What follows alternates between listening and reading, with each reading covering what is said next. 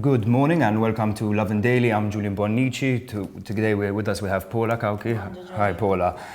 Just a quick reminder, Lovin Daily is brought to you by SMS Mondial, who are offering the perfect break to Greece's best secret, Halkidiki. Not only does it boast some of the best beaches in the Mediterranean, it's actually had some of the lowest number of COVID-19 cases in Europe. SMS Mondial are currently offering a 3-night or 7-night package, flights and accommodation. So if you want to be in a chance of visiting serene, deserted white beaches and turquoise waters, tag someone in the comments below to win. And remember to visit smsmondial.com.mt. Our headline today, our first story is a breaking news story. Very sad news. A migrant worker has died in a Bormla collapse. The second story is updates about the Melvin Toma case. And the third is yesterday, PNMPs walking out on Adrian Delia ahead of tonight's executive committee meeting. Kotet najdu l-lum nistaw sejnu daċċe kol program speċjali għax brabta mal-ewwel storja, l-istorja daħlet tal-ħin ilu li fit-8 ta' dalodu fit-triq l-Erwieħ f'Bormla waqa' ħajt f'żona ta' kostruzzjoni illi ħalla ħaddiem barrani mejjet u ħaddiem Malti biex jiġrieħi, għadna ma nafux x'tip ta' ġrieħi għandu, però qiegħed Mater Dei jidher li bdiet inkjesta maġisterjali dwar dan il-każ u programm speċjali għaliex magħna ħajjingħaqad rappreżentant mill-Kamra tal-Periti, Andre Pizzuto, sabiex nippruvaw nifhmu għaliex qegħdin wara ftit xhur bejn inċident u ieħor ikollna dawn it-tip ta' inċidenti makabri. Però ejja nitkellmu daqsxejn dwar aħbarijiet oħra. Melvin Toma ilu għall-aħħar 48 sija fuq fom kulħadd u l-bieraħ bl-updates li kien hemm. Ma naqas l-interess. Exactly, it all kicked off with Police Commissioner Angelo Gaffa giving a press conference on the incident. Actually that was quite refreshing to see a police press conference on a case like this. Essentially, he explained that Melvin Toma told police that he was the one to hurt himself, while Gaffa said there were no signs of defensive wounds or signs of a break-in, adding that all indications pointed towards an attempted suicide. Obviously, investigations are ongoing, and there are obviously a few suspicious details that still need to be ascertained. Mill-jidher fuq il-medja kien hemm rapporti li Melvin Toma kellu ġrieħi lejn l-istonku, kellu wkoll il-polz maqtuħ jew prova jaqtaw u kif ukoll xi ġrieħi flon illi waslu biex għandu ġrieħi serji fil-kordi vokali tiegħu. Il-bieraħ fil-Parlament Chris Fern qal illi l-qagħda ta' Melvin Toma hija kritika però stabbli għaliex it-tobba fl-IT jagħmlu dak kollu possibbli biex jistabilizzaw il-kundizzjoni tiegħu. Kien mistoqsi biex jagħti iktar dettalji, però waqaf hemmhekk għaliex qal li minkejja dan huwa persuna ta' interess nazzjonali xorta għandu dritt għal ċertu dettalji mediċi li ma jkunux fuq fom kulħadd għalhekk ċertu privatezza. Da kollu jingħaqad mal-fatt li l-bieraħ suppost Melvin Toma kellu jitla' jixed fuq daw il-famużi recordings moħbija sigriti ma nafux bihom. Inti l-bieraħ kont il-qorti Julian, forsi stennejt ħafna sija ta' xejn għax dar recording xorta wara bibi magħluq nistema'. Kif kienet l-atmosfera? No, it was actually very combative yesterday. For those who weren't following Lovin Malta's live blog, essentially the defense and the prosecution were constantly trading bobs throughout. It was a very tense environment, given obviously the incident that happened the evening before. For those of you who didn't know, in court, recordings found by the defense on Melvin Toma's hard drive were said to be played in court. Worryingly, the Chief Homicide Inspector Keith Arnaud and the court expert said they had only found out about these recordings at 2 p.m. the day before yesterday's court sitting. The magistrate herself said that it's simply unacceptable that the police waited 9 months of investigations, and they still hadn't uncovered these recordings. On a very, I guess, disappointing note, these recordings, as you said, were played in closed court. An interesting note, lawyer Jason Azzopardi actually said that if these recordings were played in public, the court would have blood on their hands. I don't know what you think about that. Naħseb illi pajjiż ieħor f'sitwazzjoni daqsxejn iktar normali milli qed ngħixu fiha li kieku avukat u membru parlamentari jgħid il-qorti ħajkollha ddem fuq ida tixxokkja l kulħadd u jkun hemm investigazzjoni. Imma naħseb tant saret l-ordni tal-ġurnata li nismaw daw l-statements makabri illi nassumi li fl-awla kien hemm min elepajnieħ jew daħa, żgur. Imma situazzjoni straordinarja kif qegħdin nispiċċaw ngħidu kuljum. Qed nitkellmu fuq Jason Azzopardi, il-Partit Nazzjonalista l-bieraħ ukoll kellu update ħelwa, il-kap tal-Oppożizzjoni Adrian Delija ħass li kellu jgħid il-grupp parlamentari sabiex jiddiskutu dak li ġara lil Melvin Tewma. Jien xejn rajta qed xejn surreali minna nfissu, ġifieri dak kollu li għaddej ma nafx kif Adrian Delija għandu fuq moħħu li Melvin Tewma prova jweġġa lilu nnifsu. Però ma kontx waħdi għaliex mill-lider ir-ribelli nofs il-grupp parlamentari tal-Partit Nazzjonalista ħasbuha bħali u fi kliem ta' Ris Komodini Kakija ma setgħux jifhmu kif Adrian Delija ġabbar il-grupp parlamentari u ma rridx jiddiskuti l-qasma pubblika evidenti għajda li trid illi hemm fil-grupp parlamentari tiegħu. Ovvjament, kellha raġun Ris Komodini Kakija tgħid illi ma jistgħux jittieħdu jew nipparafrejżjaha. Ma jistax oppożizzjoni ma tistax tkun kredibbli u tittieħed bis-serjetà meta tikkritika affarijiet qed jiġru fuq skala nazzjonali jekk they don't have their house in order. U għalhekk telqu l-barra. No, and I mean, that's actually an absolutely fair point. I mean, how can they be united on a position when they're so divided themselves? Obviously, they walked out yesterday, and this comes ahead of tonight's yet another executive committee meeting within the PN. For those of you who don't remember, Delia has lost 2 confidence votes so far. He lost a vote with the PN parliamentary group and with the PN executive committee. The next way forward, hopefully, will be discussed tonight in the executive committee. Whether that goes to the general council or a leadership election remains to be seen. Hopefully, I mean, this gets solved soon, you know, that mess. Jiena srit naqta' qalbi li wara laqa bħal di jkun hemm xi tip ta' ċaqliqa għaliex Adrian Delija ġust ma jgħidx iċċaqlaq u ma nafx ma forza ser iġġielu il-bidder is-sitwazzjoni preżenti tal-PN. Nistennew naraw il-lejla u s-probri s-satejta fil-ħodu terġgħu indumu Julian barra d-dar ċentrali, forsi għada Lovin Daily ta' dan konna xi ħaġa xi żvilupp x'niddiskutu.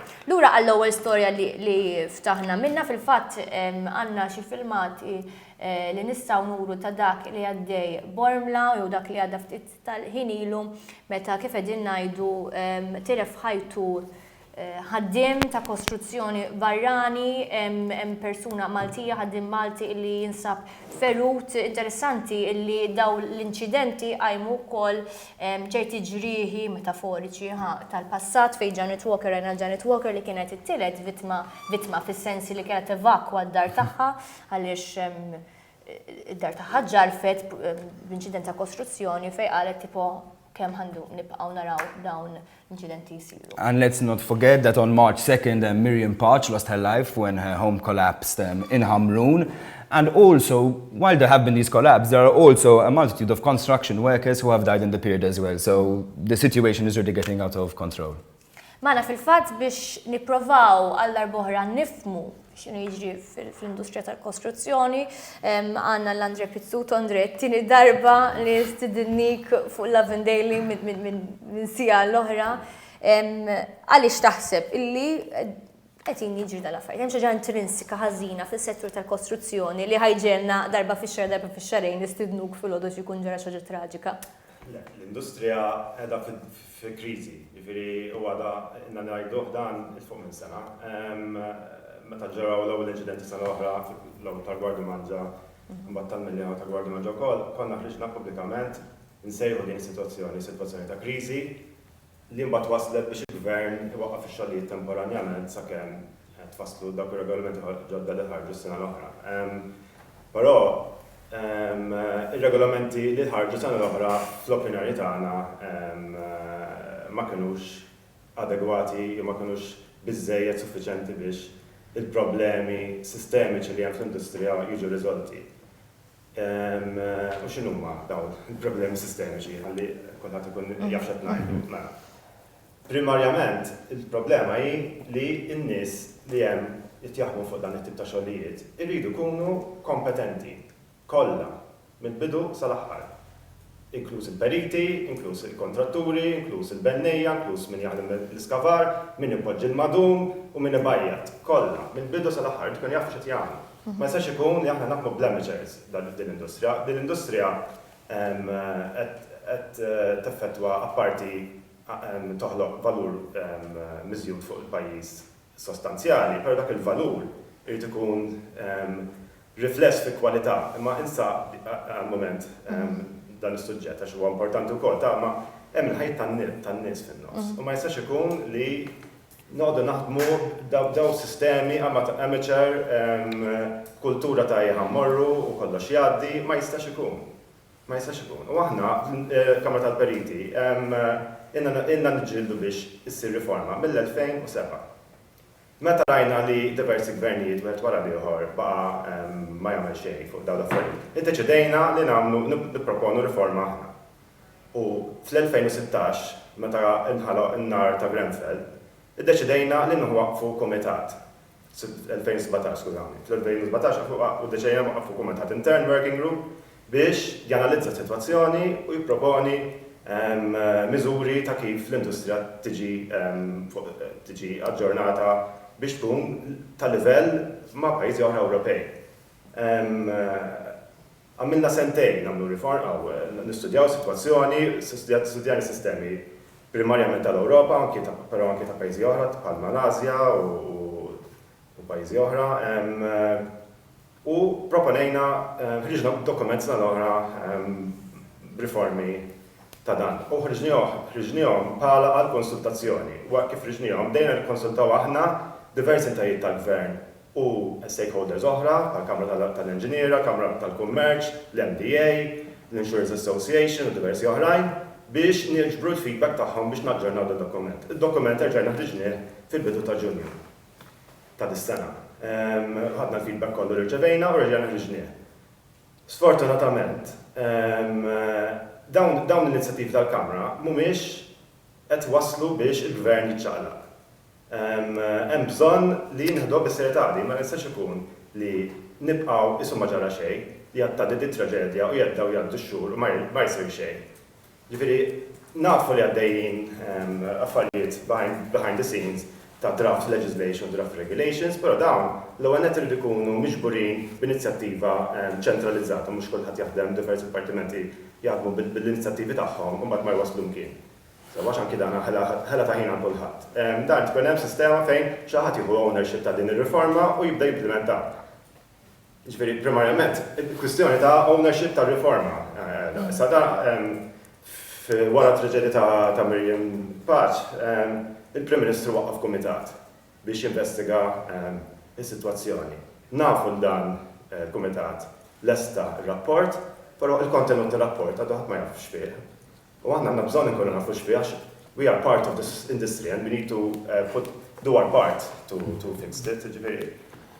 Intom dan ir-rapport għax inti naħseb tista' titkellem l-aħjar f'isem il-periti u fil-qasam tal-periti x'qegħdin tipproponu li b'mod tanġibli jista' jinbidel anke fil-professjoni tagħkom.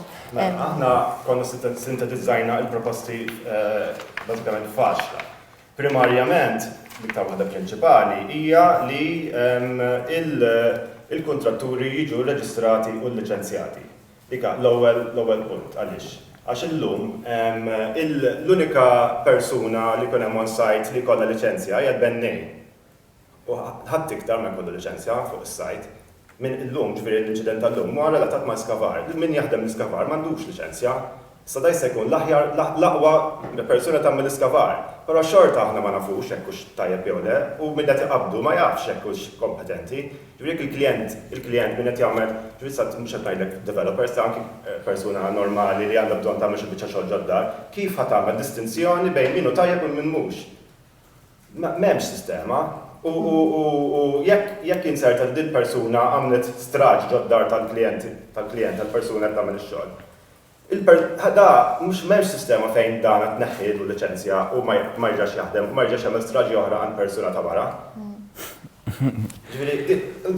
Din hija waħda mill-affarijiet li hemm bżonn għaliex hemm bżonn ta' liċenzjar, għaliex il-konsegwenza li tagħti liċenzja hi li wkoll tneħħielu dak li jkun jekk jagħmel xogħol ħażin. Tkun hemm deterrent.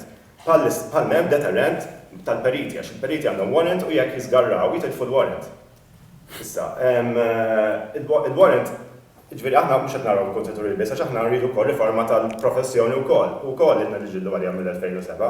Ġifieri il-Periti Act trid tiġi aġġornata u dan mhux qed ngħiduha aħna biss qed tgħidu wkoll il-Kummissjoni Ewropea għax hemm żewġ infringements fuq il-liġi tagħna li fejn il-liġi tagħna tikser żewġ direttivi tal-Ewropa. So aħna qegħdin nixtiequ wkoll li l-professjoni tagħna wkoll timmodernizza ruħha għax l-affarijiet inbidlu. Matul iż-żmien l-industrija tinbidel u l-professjoni qed tinbidel ukoll. Ġifieri il-korsi tal-università, biex nagħti eżempju, inbidlu xi 4-5 snin ilu. Il-borrent tagħna ma jirriflettix il-kors tal-università tagħna stess. Ġifieri hemm bżonn li ma dawn l-affarijiet neħduhom bis-serjetà, ma jistax ikun nibqgħu nkaxkru saqajna.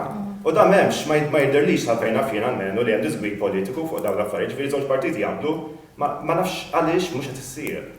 So do you think there's no political will to see these changes be implemented? I'm not sure about the political will. I think it's more about an awareness of the urgency more than anything. But I'm not really sure what else we can do. We've been pushing and striving and doing PR campaigns and issuing publications. I'm not sure what else the Camera can do in this circumstance. We organized 2 EGMs last year, record numbers in the history of the Camera, all full square behind the council asking for this to be implemented. Honestly, I'm not sure what more the Camera can do about the situation, but except for keep on pushing government to implement these changes. Grazie ħafna Andrew, jalla daw l-inizjattivi tkomplu timbuttawhom għaliex intom fis-settur ukoll tista' tiggwidaw b'mod futur fejn daw id-diżastri ta' kostruzzjoni nevitawhom. Wasalna lejla ħarta tal-programm speċjali nistgħu nsejħulu, Ġuli nerġgħu fuq nota pożittiva. Llum is-suġġetti kienu daqsxejn ta' dwejja nfakru. No, as in, thanks for coming as well, Andre, and hopefully the situation in Bormla, at least we might get some positive news with the people who have been critically injured. For those, remember, who are looking for a weekend break from all of this craziness, essentially, if you tag a friend in our comments board, you can actually win a trip to a serene desert and white beaches on a Greek island of Halkidiki. So please do so and visit smsmondial.com.mt. Thanks for coming. Have a day full of loving.